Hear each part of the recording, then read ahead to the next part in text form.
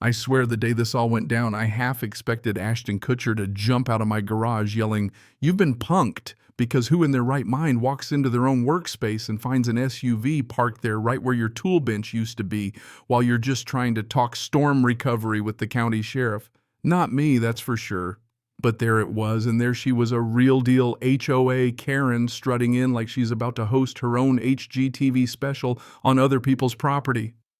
The sheriff's badge on Eli's chest must have caught her off guard, because the second she saw that shine, she froze harder than a squirrel spotting a German shepherd.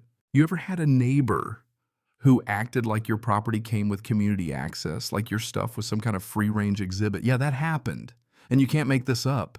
Tuesdays around here are usually pretty mellow coffee in the garage, the whiff of sawdust oil, maybe last week's project. I had my folding chair, my clipboard, and Sheriff Eli Carter, the kind of lawman who'll help you move a couch one day and run a toy drive the next.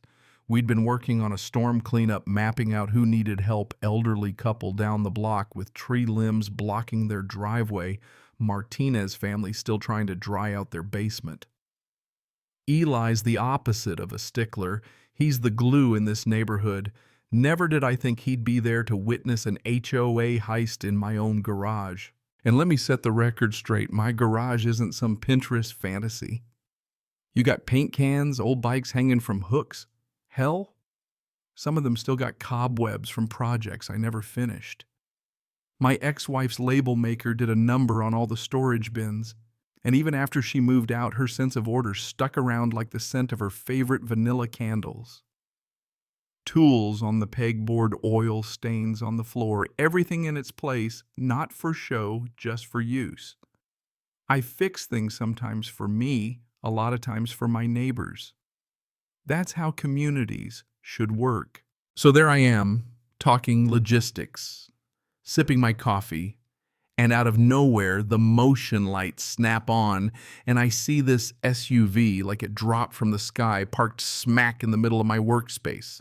Front end blocking the path, rear bumper kissing my workbench. It was parked with mathematical precision, like someone measured for maximum annoyance. I turned to Eli. Was I losing my mind, or was this real? That's when the click-clack of heels started echoing off the concrete. In walked Cynthia, hail clipboard in one hand, supply bag in the other, wearing that I'm here to help but actually to control energy. Perfectly pressed khakis, HOA logo on her polo hair, just so. She comes in like she's running a campaign, not a neighborhood project. But when she sees Eli's badge, she stops, dead mouth open, supply bag sliding off her arm, clipboard tilting like a sail in the wind. I put my coffee down, more annoyed than threatened, and I say, "Excuse me, who authorized parking in my garage?" She flicks on that cheery, practiced smile, acting like she's surprised to see me in my own space. "Oh, Damon, good morning. Didn't you get the letter about our community enhancement project?" I told her. "No letter ever made it to my mailbox, and if it did, I'd have thrown it out with the junk mail."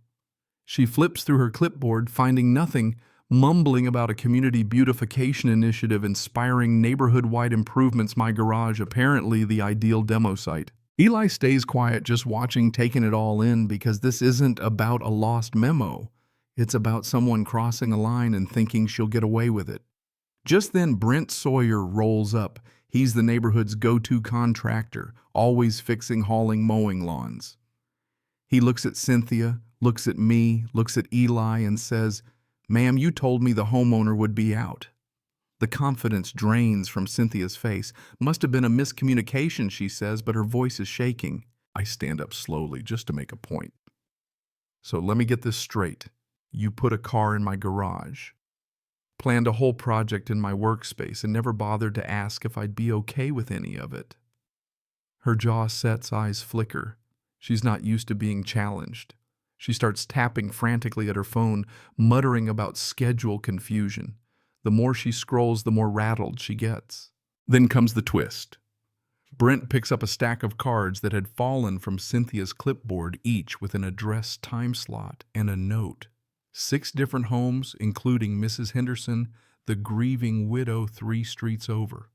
The note for her said, "Overgrown landscaping porch, requires aesthetic guidance and cultural review."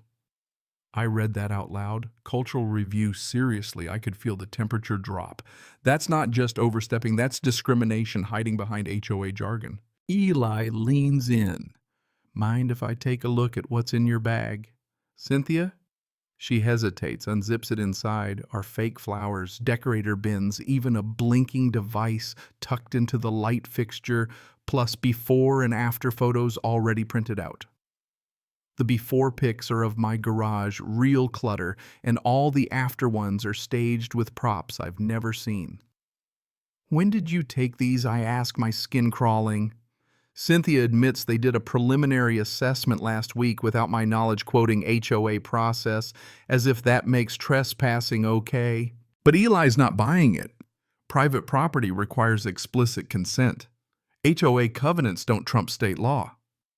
Cynthia tries to argue implicit consent, but it's all smoke. Then she pulls out a newsletter mock-up. My garage is the model transformation, complete with fake testimonials. My name at the bottom praising the HOA's intervention. I never wrote a word of it. She shrugs. We create representative testimonials. Most homeowners are grateful once they see the results. The nerve. Then she finally drops the mask, says people who don't support collective improvements usually find their property issues get more scrutiny from HOA enforcement. Translation: comply or get harassed. Eli, pen in hand, says, "Ma'am, are you threatening retaliation for non-cooperation?" She tries to backtrack, but the crowd that's been gathering on my lawn is listening now. Neighbors drift over, some out of curiosity, others because Cynthia had told them I volunteered my garage for this showcase. My next-door neighbor Mara, gardening gloves still on, asks, "Damon, did you sign up for this?" "Not a chance," I tell her, "found out when I tripped over an SUV in my own shop." The crowd starts murmuring. Tom Williams, tech guy, asks, "This is all voluntary, right? No penalties for opting out?"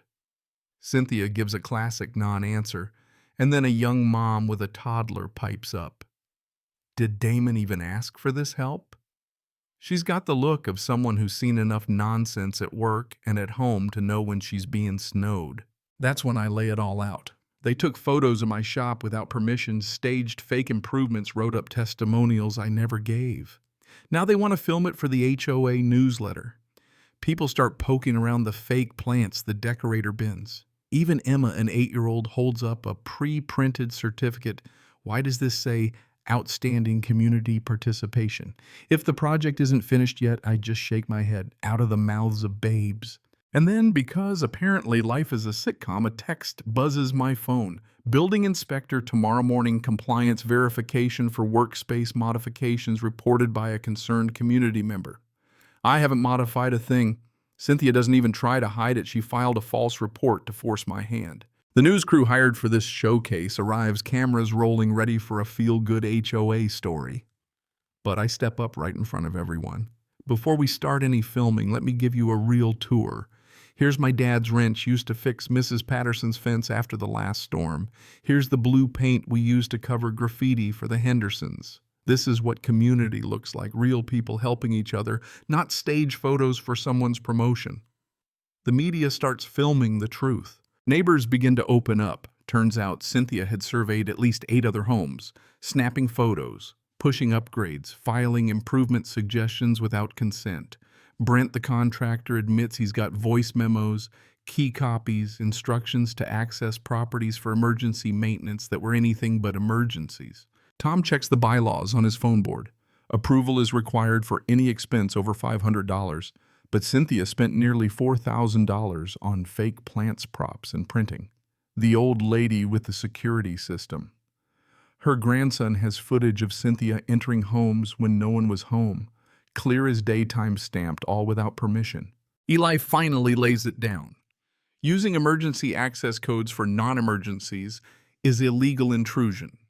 Taking photos inside homes without consent, that's a crime. Creating false documentation and threatening retaliation. We're way past HOA guidelines now. Cynthia's voice wavers, but she tries one last time. threatening that without her improvement story, the neighborhood's property values will suffer, the board will increase code enforcement, things will get uncomfortable. It's pure blackmail. But that backfires spectacularly. Mara calls for an emergency HOA board meeting. Tom has 8 signatures already. The neighborhood rallies folks who never even met before now, united not by fake flowers, but by real outrage. Brent hands over the keys and recordings apologizing to everyone. Cynthia is stripped of all HOA roles, ordered to pay restitution for unauthorized spending and damages. The city drops the inspection when Eli files his report, the Showcase newsletter. It runs a story about real community neighbors helping neighbors, standing up for each other's rights, refusing to be bullied. 3 months on my garage is still my garage. Paint stains, real tools boxes, labeled in my ex-wife's perfect handwriting. Emma's certificate, this time handwritten, says, "For asking the real questions." And Cynthia moved out, reputation trailing her like a bad Yelp review. If you made it this far, tell me, what would you have done? Ever had a neighbor cross the line in the name of improvement? I'd love to hear your story down in the comments where you're watching. From what justice means in your neighborhood, drop a like if this one hit home. Hit subscribe for more true life tales that don't need fake flowers to be worth telling. And if you want to keep me going, tap that thanks button below. Real life, real stories. That's what matters. See you next time, folks.